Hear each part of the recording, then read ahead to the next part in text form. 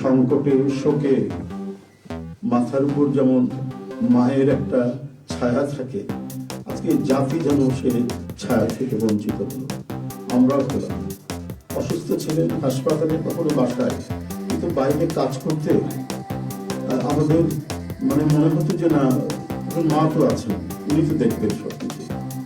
সেই প্রেরণায় যেন আমরা এত শক্তি পেতাম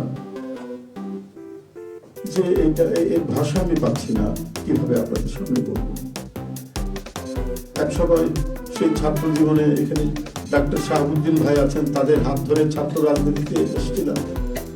এরপরে একটা দীর্ঘ জীবন যার নেতৃত্বের ছায়ায় বেড়ে ওঠা, তিনি এত তাড়াতাড়ি চলে যাবেন, এ বড় বেদনা।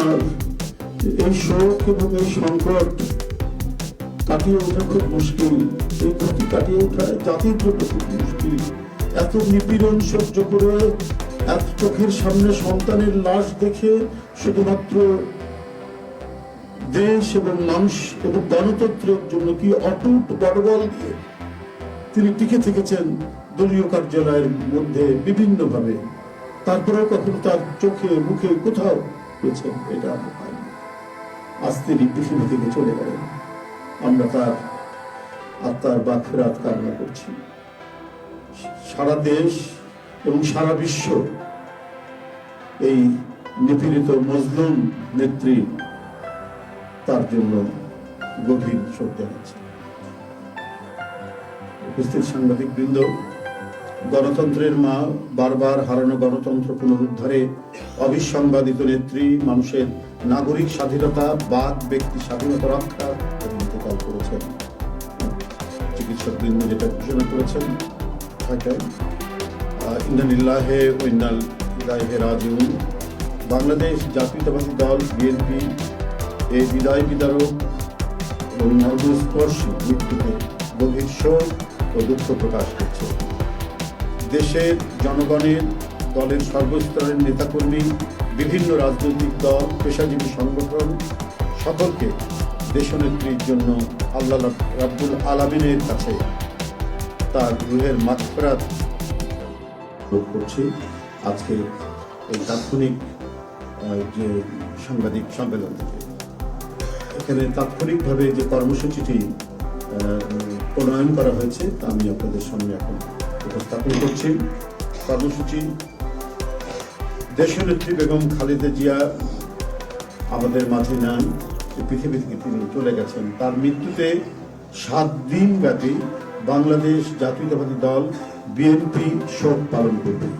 7 দিন ব্যাপী বাংলাদেশ জাতীয়তাবাদী দল শোক পালন করবে। কেন্দ্রীয় কার্যালয় সহ দেশের সকল কার্যালয়, সকল দলীয় কার্যালয়ে 7 দিন ব্যাপী কালো পতাকা উত্তোলন করা হবে। 7 দিন ব্যাপী কালো পতাকা উত্তোলন করা হবে। দলের সকল স্তরের নেতাকর্মীরা এই 7 দিন ব্যাপী কালো ব্যাজ ধারণ করবে। 7 দিন ব্যাপী কালো ব্যাজ ধারণ করবে। প্রতিটি দলীয় কার্যালয় দেশনেত্রীর জন্য 7 দিন ব্যাপী কোরআন খতম ও দোয়া অনুষ্ঠিত হবে। কোরআন খতম ও দোয়া মাহফিল অনুষ্ঠিত হবে। কেন্দ্রীয়ভাবে গুলশান কার্যালয় ও নয়াপল্টনস্থ কেন্দ্রীয় কার্যালয়, কেন্দ্রীয়ভাবে গুলশানস্থ চেয়ারপারসনের কার্যালয় ও নয়াপল্টনস্থ কেন্দ্রীয় কার্যালয়ে এবং জেলা পর্যায়ের দলীয় কার্যালয়ে শোক বহি খোলা হবে। যারা গণ্যমান্য ব্যক্তি আছেন সেই শহরের এবং আরো যারা মনে করেন বিভিন্ন রাজনৈতিক দলের নেতৃবৃন্দ, সেই শোক বহিতে তারা মন্তব্য করবেন এবং স্বাক্ষর করবেন। মরহুমা দেশনেত্রী বেগম খালেদা জিয়ার নামাজে জানাজা ও দাফন পরবর্তীতে জানানো হবে। মরহুমা দেশনেত্রী বেগম খালেদা জিয়ার নামাজে জানাজা ও দাফন পরবর্তীতে জানানো হবে। এই ছিল কর্মসূচি। ধন্যবাদ সবাইকে।